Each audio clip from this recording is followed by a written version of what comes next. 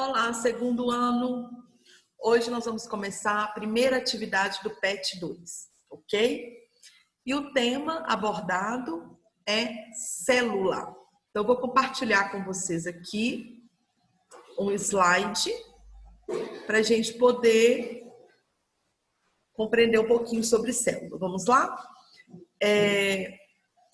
Todos os seres vivos, eles diferem da matéria bruta, que é aquela não viva, por eles serem constituídos de célula. Então, a partir do momento que um ser vivo ele possui célula, ele é considerado um ser vivo. E aquele que não tem célula não é considerado um ser vivo. E por essa razão, afirmamos que a célula é a unidade estrutural de um ser vivo e é o menor componente que forma um ser vivo. Falar um pouquinho agora da história da célula, né? Ela foi descoberta em 1665. Foi descoberta pelo inglês Robert Hooke.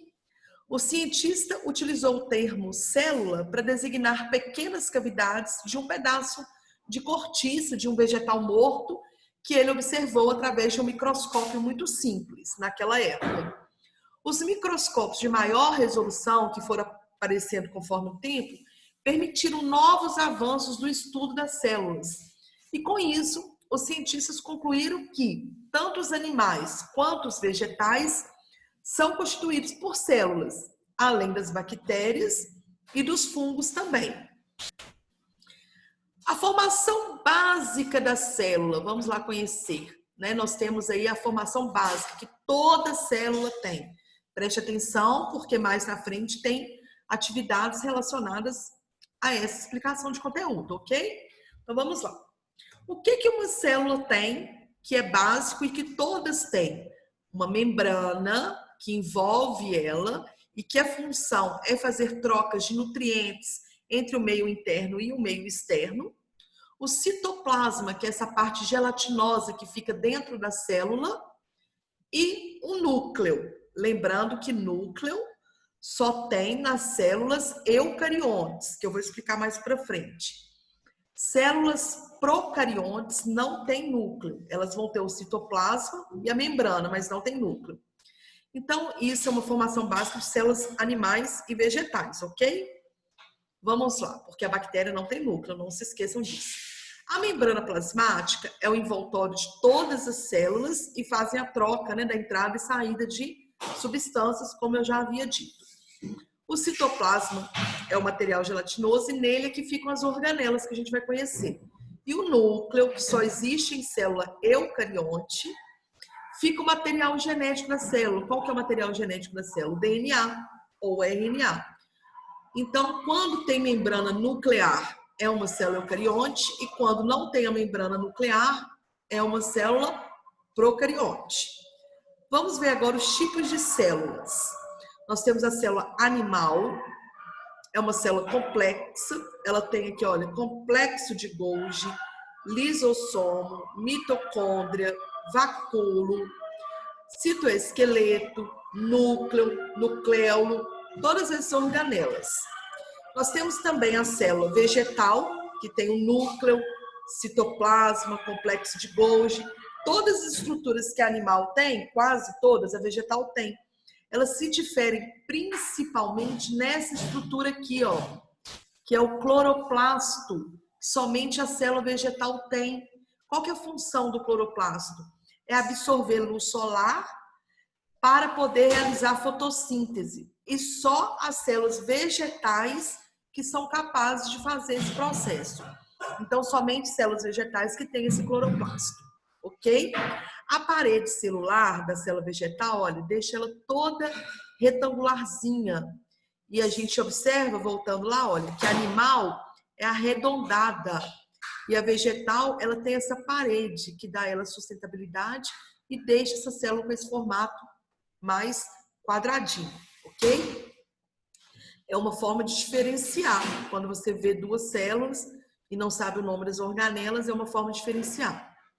Tirando isso, você diferencia pelo cloroplasto. Vamos lá.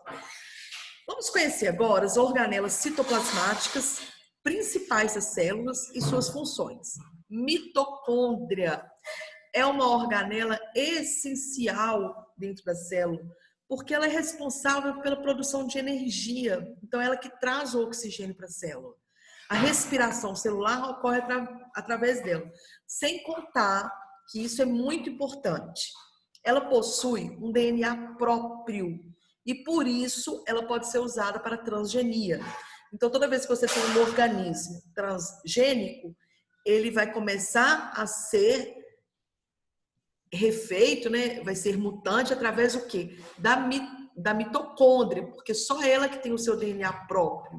Então, pode ser usado para o processo dos transgênicos. Não esqueçam. Vamos lá. O que é o mosaico fluido?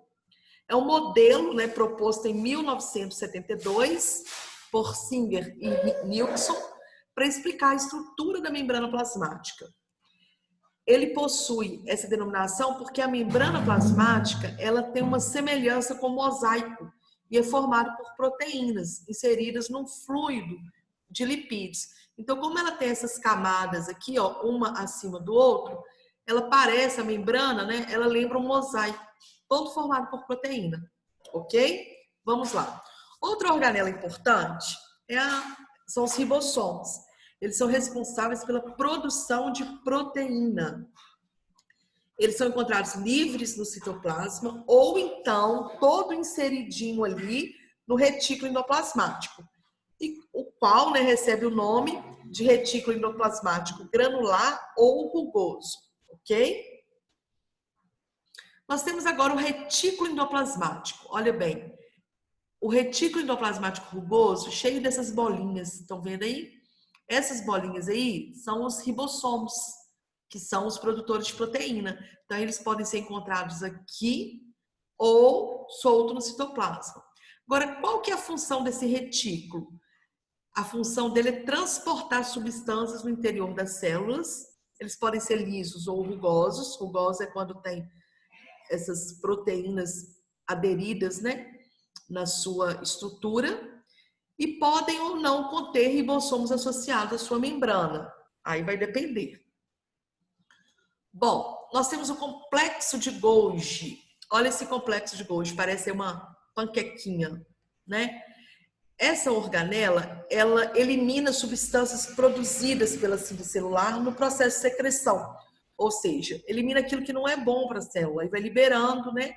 E tornando ali aquele processo mais favorável ao metabolismo celular. Nós temos lisossomos, que é uma organela importante pela digestão da célula e também para renovar as outras estruturas. Nós temos os centríolos, que é uma estrutura que participa do processo de divisão celular, que a gente vai estudar na próxima atividade do PET, tá? Que é mitose e meiose, que são divisões celulares. Temos o cloroplasto, que é uma organela exclusiva de célula vegetal, que eu já falei lá atrás. Então, é uma organela aqui, ó, exclusiva de células vegetais, confere a cor verde, né, das folhas, e são responsáveis pela fotossíntese, que é o processo de produção de oxigênio, ok? Então, temos aí, ó, seres unicelulares, que são constituídos apenas por uma célula, e um exemplo a gente tem aí as bactérias e a ameba. Então, são constituídas por uma única célula, são chamados seres unicelulares. E para finalizar essa aula de hoje, nós temos aí exemplos agora dos pluricelulares. Então, nós temos aqui uma planta e um cachorro. Então, plantas e animais são pluricelulares. Nós também somos pluricelulares, nós temos trilhões de células, porque nós estamos dentro do grupo dos animais. Ok? Então, encerramos aí a nossa parte teórica e eu vou agora compartilhar com vocês o exercício dessa semana, ok? Vamos lá, então. Na primeira atividade do PET, nós temos aí essas perguntas. Eu falei na minha explicação de aula. Se você não prestou atenção, volta o vídeo lá atrás. Vamos lá ver. Biologia celular, ou citologia, é a parte da biologia responsável por estudar o funcionamento das células e suas estruturas. Analise as alternativas a seguir e marque aquela que indica corretamente o nome do pesquisador que denominou essas estruturas funcionais dos seres vivos. Então, quem é esse pesquisador? É o Theodor Schwann, é o Matthias Schleiden, é o Rudolf Virchow, é o Robert Hooke ou é o Walter Flemming. Eu falei dele. É só voltar no início do vídeo, ok? Vamos lá então, dando sequência. A teoria celular, ela pode ser resumida atualmente em 3 pontos principais. Analise e marque a alternativa que não apresenta uma afirmação relacionada à teoria celular. Você vai marcar a errada. Todos os seres vivos são formados por uma ou mais células. Todas as células têm membrana, citoplasma e núcleo. Lembrando que o núcleo, quando ele tem membrana, ele é referente a uma célula eucariótica. Quando ele não tem membrana e ele está todo solto, ele é da célula eucariótica, é quando ele tem a membrana. Então tem que lembrar disso. Quando não tem a membrana, ele é procariótico. As células são as unidades funcionais dos organismos vivos. Vamos pensar? E uma célula pode originar-se de outra existente? Então vamos lá, vocês vão pensar e marcar aí qual que mais se adequa. Tendo dúvida, como eu disse, é só voltar o vídeo. Questão 3. Costuma-se dizer que as células formadas por membrana, citoplasma e núcleo, entretanto, não são todas que apresentam núcleo. Presta atenção. Essa questão ela já responde a anterior, né? É só você ficar atento. Então, nós temos aí, olha, baseando-se nisso, o mais correto seria afirmar que todas as células possuem membrana, citoplasma e material genético, porque o núcleo vai depender ali de qual célula que se refere, ok? As células que apresentam núcleo definido, que tem a membrana, que eu falei 1 minuto atrás, são chamadas de quê? Autotróficas, heterotróficas, procarióticas, eucarióticas ou termófilas. Facinho, né? Vamos lá então para a questão 4. A membrana plasmática é encontrada em todas as células e apresenta como função principal controlar a entrada e saída de substâncias no interior dessa estrutura. Aqui, gente, faltou um acento, coloquem para mim, por favor. A membrana plasmática é encontrada. Vamos lá. Essa membrana é formada por uma bicamada fosfolipídica, onde estão inseridas algumas proteínas. O modelo que descreve a estrutura da membrana plasmática recebe o nome de... Eu expliquei, eu mostrei o desenho. Ah, tá muito fácil, é só você voltar o vídeo. Modelo de permeabilidade seletiva, modelo de organização membranar, modelo fosfolipídico, modelo de mosaico fluido ou modelo celular. Aquele modelinho que eu expliquei, como que uma célula, como que a membrana da célula é formada. E agora, nós temos aí a nossa última questão, que é a questão 5 do Enem. A estratégia de obtenção de plantas transgênicas pela inserção de transgenes em cloroplastos, em substituição à metodologia clássica de inserção dos transgenes no núcleo da célula hospedeira, resultou no aumento quantitativo da produção de proteínas recombinantes com diversas finalidades biotecnológicas. O mesmo tipo de estratégia poderia ser utilizado para produzir proteínas recombinantes em células de organismos eucarióticos, não fotossintetizantes, como as leveduras, que são usadas para a produção comercial de várias proteínas recombinantes e que podem ser cultivadas em grandes fermentadores. Considerando a estratégia metodológica descrita, que é a transgenia, qual organela que pode ser utilizada? Também falei sobre isso, que tem uma organela que tem um DNA próprio e é a única que pode ser usada na transgenia. Vamos lá? Lisossomo, mitocôndria, peroxomo, complexo de Golgi ou retículo endoplasmático?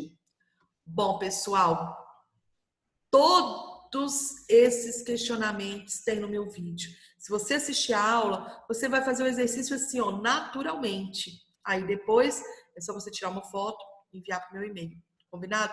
Eu espero ter ajudado nesse momento difícil em que estamos, né? Afastados presencialmente, mas no que eu puder ajudar, eu tô aqui, ok? Então, um grande abraço e até na outra semana, na nossa próxima aula de biologia. Um beijo!